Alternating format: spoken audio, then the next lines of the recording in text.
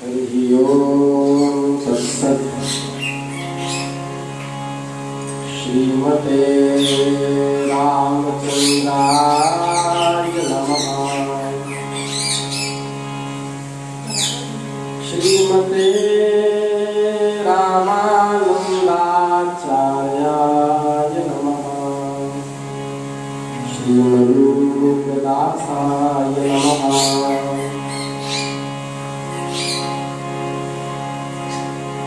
विश्वेशं माधवं धुन्धुं दण्डपाणिभैरवं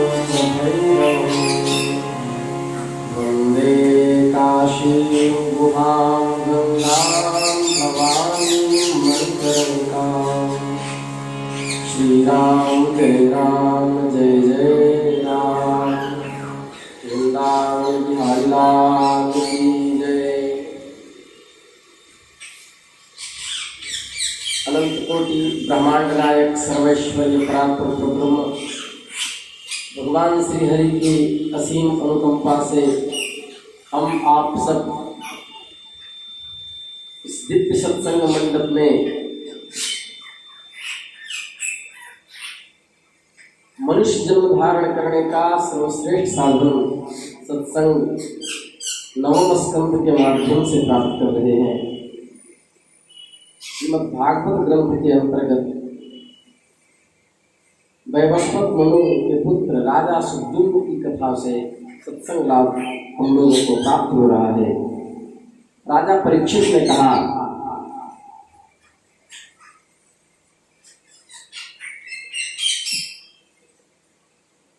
हे भगवान, आपने सब मनवंतर और उनमें अनंत शक्तिशाली भगवान के ऐश्वर्यपूर्ण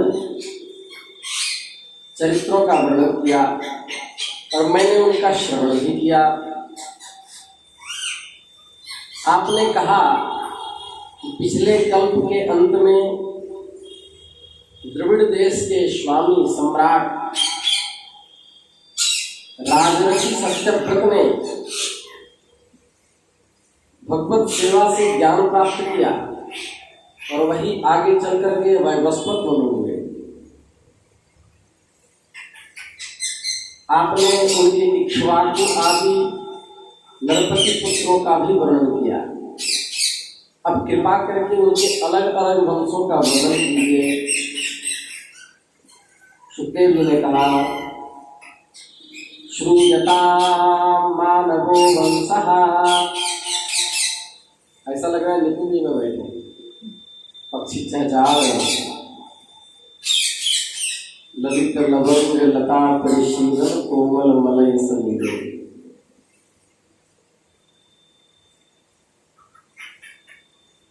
मधुकर निकर करम्बित कोकिल पूजित कुंज कुटीरे। तो श्रूयतां मानवो वंशः प्राचुर्येण परं तपः शक्यते विस्तरतो वक्तुं वर्षशतैरपि। ऐसे महान पुरुषों का चरित्र है। कह रहे हैं मनु के वंशों का चरित्र संक्षेप से सुनो, क्योंकि विस्तार से तो सैकड़ों वर्ष में भी उनका वर्णन नहीं किया जा सकता।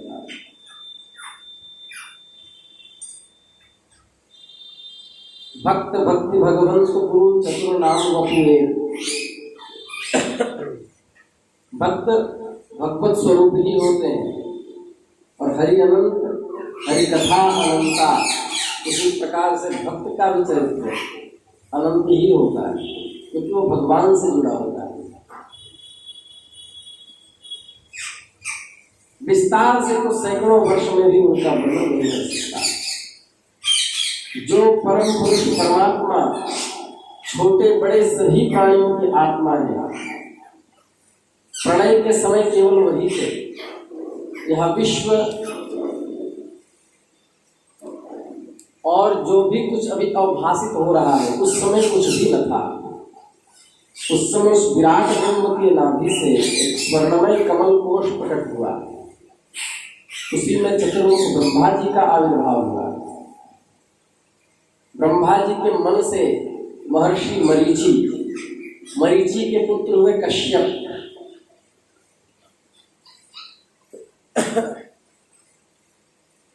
उनकी धर्म पत्नी जो दक्ष की पुत्री थी अदिति, उनके गर्भ से विवस्वान सूर्य का जन्म हुआ। जो गीता जी ने कहा है, इमं विवस्वान मनवे मनुरिक्ष्वा कवे कवि, श्री कृष्ण ने वही विवस्वान। विवस्वान की संज्ञा नामक पत्नी से श्राद्ध देव मनु का जन्म हुआ। ये सब मनु हुई। श्राद्ध देव श्रद्धा के गर्भ से 10 पुत्र प्राप्त किए। इक्ष्वाकु, नृग, शरयाति, दृष्ट, धृष्ट, करुष, नरिष्यंत, प्रशद्ध, नभग और कवि। वैवस्वत मनु पहले संतानहीन थे।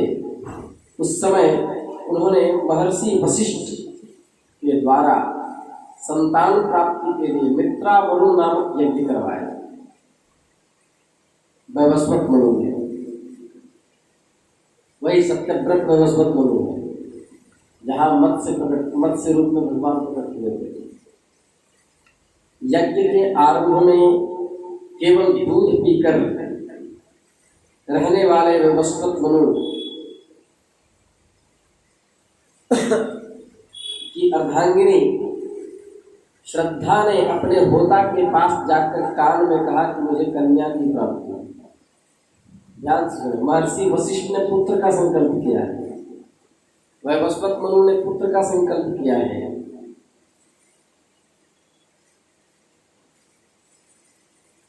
किंतु होता जो हविष्य सामग्री को डालता है, उस होता के कान में जाकर के उनकी अर्धांगिनी ने कहा कि मुझे पुत्री की प्राप्ति हो, कन्या की प्राप्ति हो। तब बशक्कार का उच्चारण करते हुए यज्ञकुंड में आहुति उस होता ने दे दी। तब इला नाम की कन्या उत्पन्न हुई। लेकिन श्राद्ध देव मनु, यहाँ पर वैवस्वत मनु श्राद्ध देव को कहा गया। श्राद्ध देव मनु का मन कुछ विशेष प्रसन्न नहीं हुआ। उन्होंने अपने गुरु वशिष्ठ जी से कहा कि भगवान, आप लोग तो ब्रह्मवादी हैं, आपका कर्म इस प्रकार विपरीत कैसे हो गया? आप तो पुत्र का संकल्प किए और आप ब्रह्मवादी हैं, ब्रह्मवेत्ता हैं, आप ब्रह्म को जानने वाले हैं। तो ब्रह्म को जानने वाले से ऐसी भूल कैसे हो सकती है? वो स्वप्न में भी असत्य आचरण नहीं करते। अरे आप तो बड़े दुख की बात है। वैदिक कर्म का ऐसा विपरीत फल कदापि नहीं होना चाहिए। तब भगवान वशिष्ठ ने संकल्प किया और मन ही मन संकल्प करते ही उन्होंने होता के कृत्य को जान लिया। कहा कि हमारी इसमें कोई भूल नहीं, तुम्हारे होता के विपरीत संकल्प से ही हमारा संकल्प ठीक प्रभावित हुआ। फिर भी अपने तप के प्रभाव से मैं तुम्हें एक श्रेष्ठ पुत्र दूंगा। भगवान वशिष्ठ ने ऐसा निश्चय करके भगवान से श्री हरि से प्रार्थना की और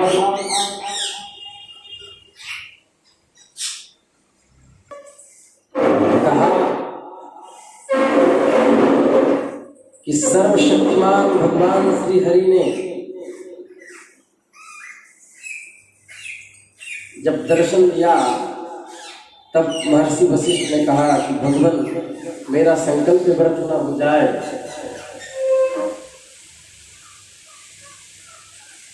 तो मुंह मांगा वर मांगने के लिए कहा। तो महर्षि वशिष्ठ ने कहा कि इस कन्या को पुत्र बना दीजिए।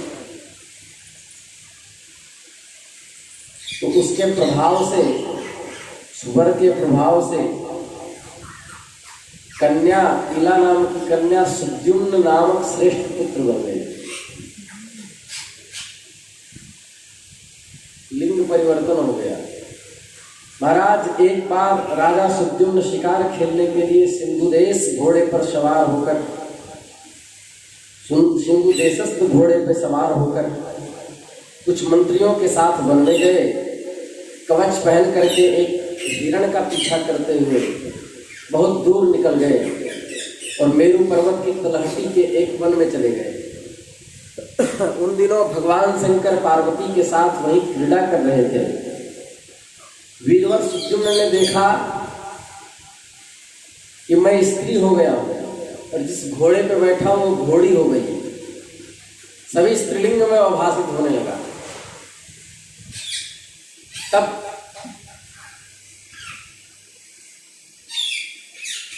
उन्हें आश्चर्य हुआ ये विचित्र गुण कैसे आ गया, कहीं भूखंड में कोई भाव तो नहीं।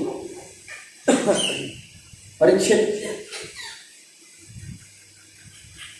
बात कुछ ऐसी है कि एक दिन भगवान शंकर का दर्शन करने के लिए बड़े बड़े व्रतधारी ऋषि अपने तेज से दिशाओं का अंधकार मिटाते हुए उस वन में गए। उस समय भगवती पार्वती भगवान शिव के साथ क्रीड़ारत थी और उस आश्चर्यान्वित वेश में देख करके और ऋषि लज्जित हो गए और भगवान शंकर की गोद से उतरकर भगवती पार्वती ने वस्त्र धारण कर दिया। ऋषियों ने भी देखा कि भगवान शिव विहार कर रहे हैं, इसलिए वहां से लौटकर वे नर नारायण के आश्रम पे चले आए।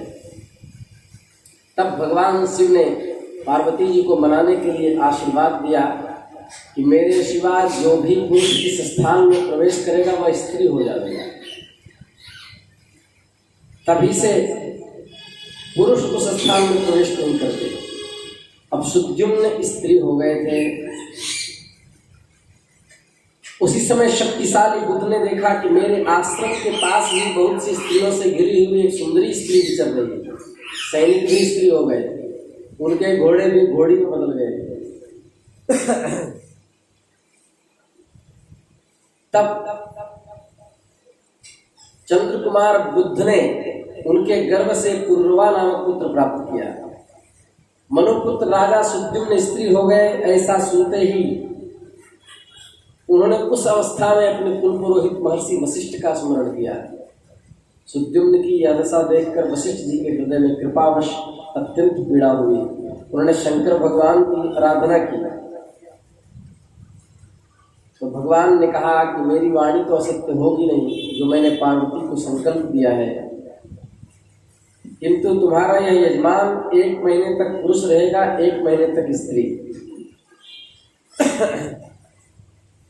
इस व्यवस्था में सुद्युम्न इच्छानुसार पृथ्वी का पालन तो करने लगे, किंतु प्रजा उनका अभिनंदन नहीं करती थी।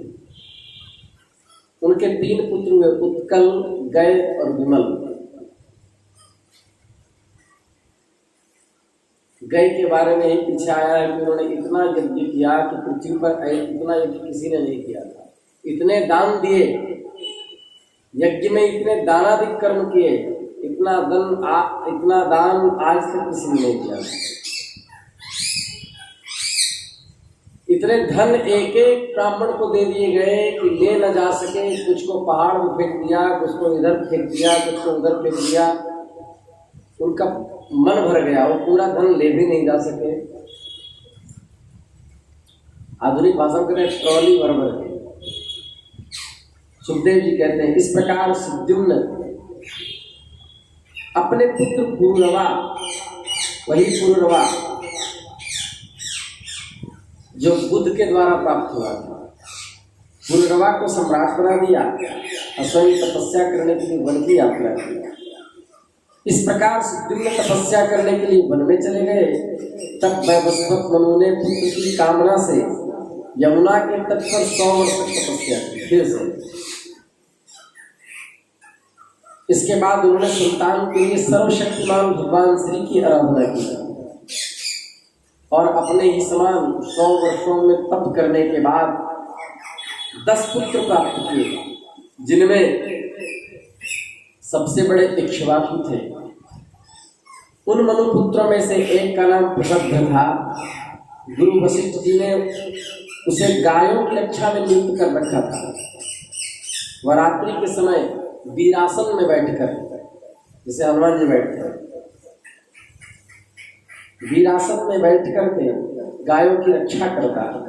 एक दिन रात में वर्षा हो रही थी, गायों के झुंड में एक बाघ घुस गया और डरकर सोई हुई गायें खड़ी होकर के हिकरने लगी, गौशाला में इधर उधर भागने लगी। बलवान बाघ ने गाय को पकड़ लिया। एक बात ध्यान दे, पहले की गौशाला में गौ को बांधा नहीं जाता था।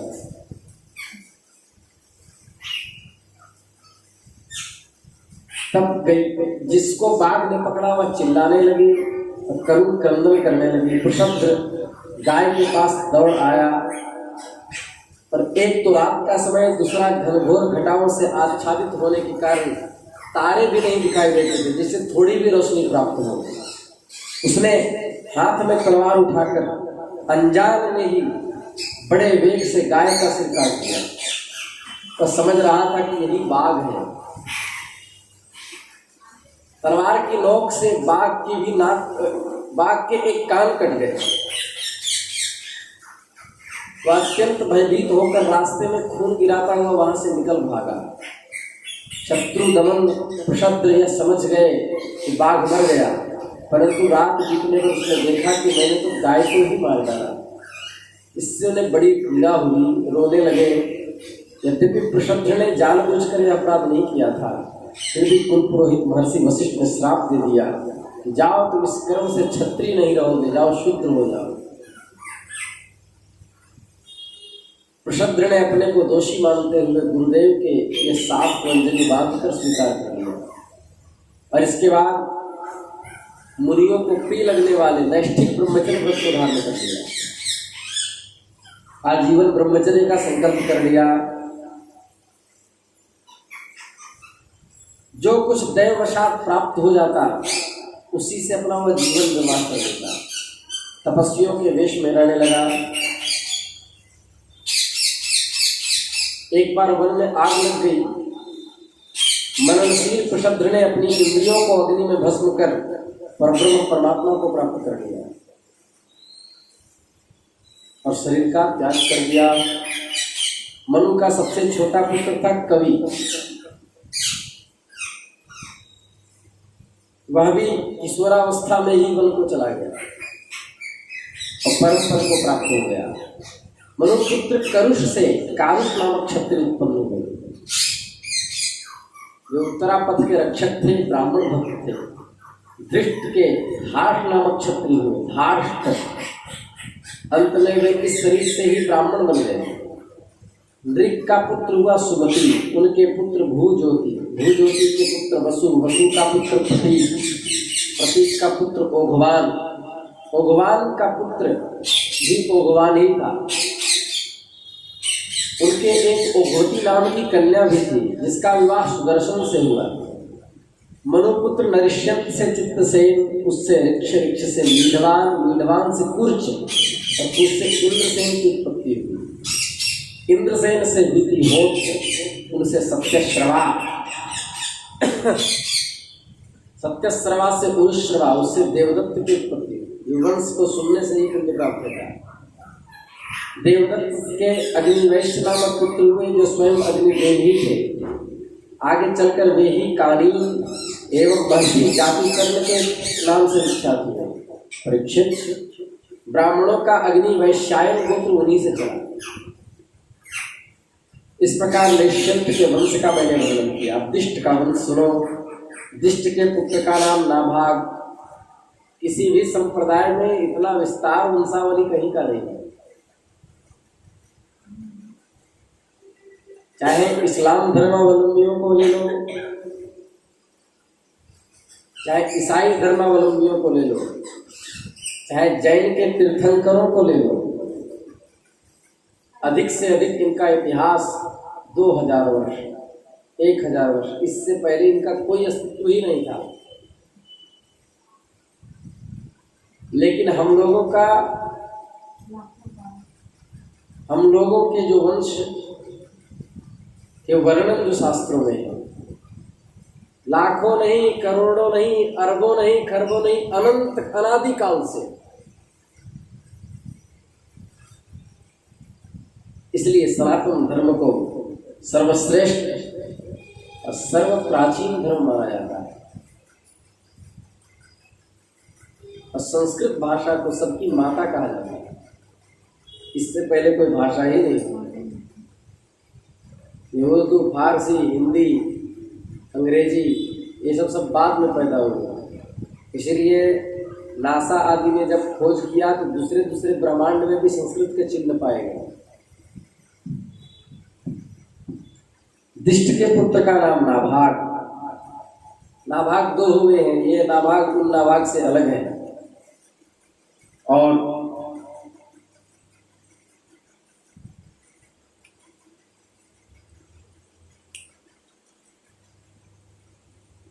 उनका पुत्र भलंदन, उनका पुत्र वत्सप्रीति, वत्सप्रीति का प्रांशु, प्रांशु का प्रमति, प्रमति का खनित्र, खनित्र के चाक्षुष और उनके विविंशति हुए। विविंशति के पुत्र रंभ, रंभ के पुत्र खनिनेत्र, दोनों ही परम धार्मिक हुए। उनके पुत्र करंधम, करंधम के अभिक्षित, अभिक्षित के पुत्र मरुत चक्रवर्ती राजा हुए। उनसे अंगिरा के पुत्र महायोगी संवर्त ने यज्ञ कराया था। मरुत का यज्ञ जैसा हुआ वैसा और किसी का नहीं। यहाँ मरुत का भी वर्णन है। उनका भी यज्ञ बड़ा दिव्य था। उस यज्ञ के समस्त छोटे छोटे पात्र अत्यंत सुंदर स्वर्ण के बने हुए। उस यज्ञ में इंद्र सोमपान करके मतवाले हो गए थे। दक्षिणाओं से ब्राह्मण तृप्त हो गए थे। उसमें परसने वाले थे। मरुदगण और विश्वदेव सभासद थे। मरुद के पुत्र का नाम दम, दम से राज्यवर्धन, उससे सुधृति, सुधृति से नर नामक पुत्र की उत्पत्ति हुई। नर से केवल हुए, केवल से बंधुमान, बंधुमान से वेगवान, वेगवान से बंधु और बंधु से तृणबिंदु का जन्म हुआ। तृणबिंदु आदर्श गुणों के भंडार थे और उन्होंने अलम्बुषा देवी ने उनको वर्ण किया, जिससे जो अप्सरा थी, श्रेष्ठ अप्सरा थी, जिससे कई पुत्र और इडविडा नाम की कन्या उत्पन्न हुई। मुनिवर विश्रवा ने, जो रावण के पिता थे, विश्रवा जो पुलस्त वंश के थे, उन्होंने अपने पिता पुलस्त जी से उत्तम विद्या प्राप्त करके इडविडा के गर्भ से लोकपाल कुबेर पुत्र को प्राप्त किया। महाराज तृणबिंदु ने अपनी धर्मपत्नी से 3 पुत्र प्राप्त किए, विशाल, शून्यबंधु और धूम्रकेतु। उनमें से राजा विशाल वंशधर हुए। उन्होंने वैशाली नाम की नगरी बसाई। विशाल से हेमचंद्र हुए, हेमचंद्र से धूम्राक्ष, धूम्राक्ष से संयम और संयम के 2 पुत्र हुए, कृशास्व और देवज। कृशास्व के पुत्र का नाम सोमदत्त था। उन्होंने भगवान की आराधना की और योगेश्वर संतों का आश्रय लेकर उत्तम गति प्राप्त की। सोमदत्त का पुत्र हुआ सुमति, सुमति से जन्मेजय। ये सब तृणबिंदु के कीर्ति को बढ़ाने वाले थे। आज की कथा यही कहेंगे। श्री वृंदावन बिहारी लाल की जय।